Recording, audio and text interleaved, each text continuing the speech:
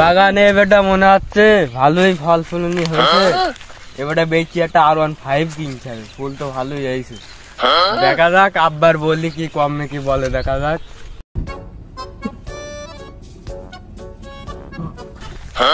এবার তো ফলন ভালোই হয়েছে, তো এবার ফলগুলো বেচি এক বিঘে জমি কিনবো।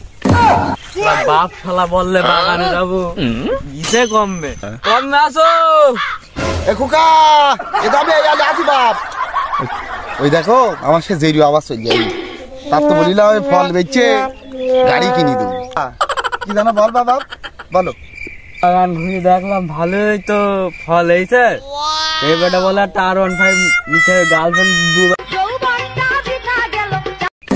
তাই তো বাপ, তুই তো গাড়ি কেনার কথা বলছিস, তো মনে করিলাম এই ফল বেচি আমি এক বিঘে জমি কিনবো।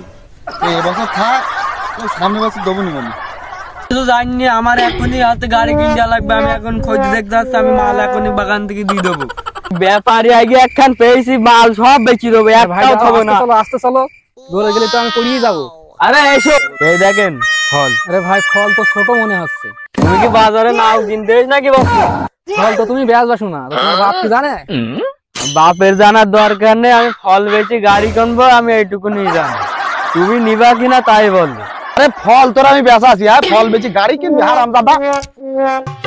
বেটা তোর সাহস কত আমায় ধরেছো, একলা তাই আমি পারি না আর পারি না।